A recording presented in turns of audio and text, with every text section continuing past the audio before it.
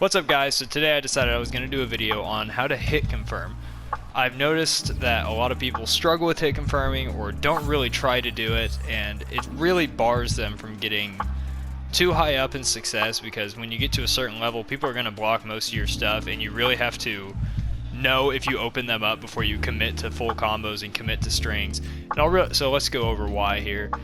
So we're going to turn frame data on for both characters. And then we're also just going to put block mode on all. Alright, so what I'll see a lot of people do is they'll do this, and they'll just go straight for the combo starter. Like without even thinking about it, like they've already inputted exactly what they're going to do. And they'll just, oops. I can't even force myself to do it wrong. But yeah, so they'll go for the combo starter, and as you can see, you're minus 16, you're fully punishable. And that's basically death at a high level. So what a hit confirm is basically, whenever you have to see if they've blocked it or not before you input it. So I just changed the AI option to random combo. That is the key factor in practicing how to do your hit confirms here. So what this basically does is it makes it so sometimes they will block and sometimes they won't.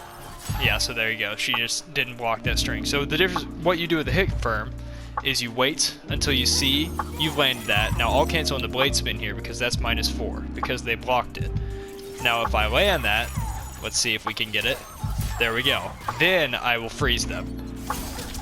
And that is basically what a hit confirm is. You're waiting to see if you actually hit them or not before you commit to the full string. Now I understand this can be kind of hard because it requires that you don't input all your buttons right off the bat. So a lot of people you'll see, they'll get the hit and then they just won't do anything after because they've tried to do the input too late, or they will end up doing it and then doing the fucking input way after the combo ended and they're already able to block again.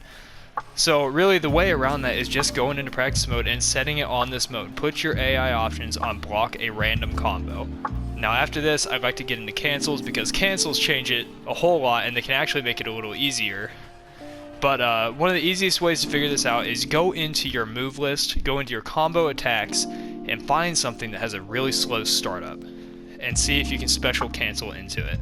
Now as you can see, I was doing Winter Winds. That's back 2-2. It has a 27 frame startup. That means I have almost 27 frames. You can't wait till the very last frame to input it, but you have almost 27 frames to input your combo starter. So it's a perfect way to practice getting your hit confirms because you have all of that time to see that you made the hit and then commit. Now Frost in particular has this crushing blow here as well, and it really requires that you hit confirm.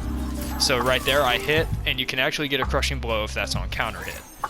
But if you go for that on block, watch what it is. Alright, that is minus 15. That string is only good if you can hit confirm. If you cannot hit confirm, that string not only sucks, but will get you fully punished and you will get shit on. So yeah, next we're going to go into cancels. Alright guys, so we're going to get into cancels now. Now the good thing about cancels is cancels actually make it so you could, in theory, input all of your buttons at once. So we have Aaron Black here. Aaron Black has a slide cancel where he can actually do that.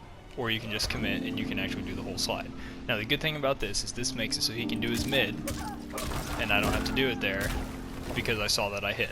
But if they block it, I can do that slide cancel there and then I'm good. Now, the thing with cancels that makes them so efficient is that you can actually do this off of 1 or 2 hits, and it makes it so you can basically hit confirm a lot faster. Since you can input all your buttons, you'll see players like Averk, who with his Scorpion will convert off of his back 2 into a teleport. Now, that's super hard to do, alright? I have a 30-second clip of me doing it in practice mode, but even when I was trying to practice it for the clip, it was super hard to do. And basically what it is he will do his back 2, and he will input his teleport, but then he'll wait and see if he hit with the back 2, and then mid teleport he will hit down or back, which cancels the teleport, and then you have that part. Now that is basically the only way you're going to be able to hit confirm on a one hit move, because that is super fast and super high level, and like I said, even with me doing it in practice mode, it was still hard as shit to do. But Aaron Black's here is a little bit easier because he has this big mid here. You have all the time of that string to see whether or not you hit, and you don't even have to wait until the string is over to input your slide. Now the good thing about that is you can input everything at once, and then at the very end, if you realize you didn't hit, you still have time to cancel the slide, even if the slide has started already. Like this. So there you go. I was just able to cancel that slide 2 times, and you saw how much time I had to react to that. And if you do hit, there we go. So there you go. Now you have the slide, you have the damage, and you've basically maxed it out. Now when you get to a higher level, you can actually, instead of just inputting all of it and then canceling the slide whenever you hit, you can wait and implement your rifle and get your full combo. I know that wasn't the full combo, but you get what I'm saying.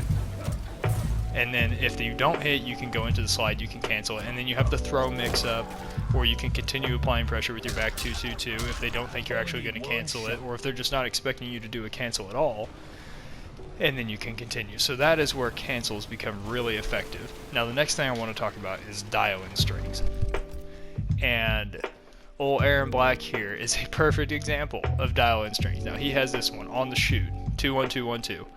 Alright, this is one of his best strings. It's -7 on block, which isn't that good, but it has a lot of pushback, it has a crushing blow. But the reason we really want to talk about this one is it is a dial-in, and in fact back 2-2-2 is also a dial-in. If you just input the first 2 buttons, watch, you'll see the triangles on the screen. If I just do back 2-2, oh, let me try that again. There you go. So I did back 2-2, but I only got the first hit, because this string will not complete unless you've inputted all of the buttons in the time that that first hit has happened. So there you go. You saw that I had to input all of those buttons before that first hit was over. Now that is what a dial-in is, and on the shoot is the same way. Oops. So you have to input all of those buttons super fast. Now, if you don't play Aaron Black, you won't know, but if you do play Aaron Black, you will. That string is super fast. I mean, it is so fast that I actually have to use 2 different fingers to get that string out. And yeah, and that also happens all the time. If you're next to an interactable, you'll get the interactable half the time. But yeah, I can't even input that with one button, with one finger. But yeah, you'll see. That's all I'll get. And you can see how quick I'm pressing the buttons. It's not fast enough, alright? It has to be super fast. Now, dial-ins make things really hard, but you can input all of the buttons at once if you have a cancel, and you can cancel it even though you've dialed in the whole string. So if you look at this, I'll do the slide. I'm going to input the entire string, but then I'm going to do the slide, and the slide will actually come out on the second hit. So there you go. I inputted back 2-2-2. So all 3 of those hits should happen, but since I inputted the slide in the middle of it, the slide actually comes out before the 3rd hit happens. Now, that makes things very hard, and it's a thing that a lot of people in fighting games hate. Dial-in strings kind of suck for that reason. They require a very high level of play to use them successfully and not get full punished or not leave damage on the table, basically. Alright guys, this is what I was talking about when I said Avert can convert off of his one-hit move there. As you can see, that's way too fast to actually react to and then input the teleport. The only reason that's possible is because of cancels, and he inputs all of it and then holds back or down to cancel his teleport. But that's going to be the end of the guide. Let me know if I left anything out, and make sure you like and subscribe if you liked it. If not, go ahead and tell me how much I suck.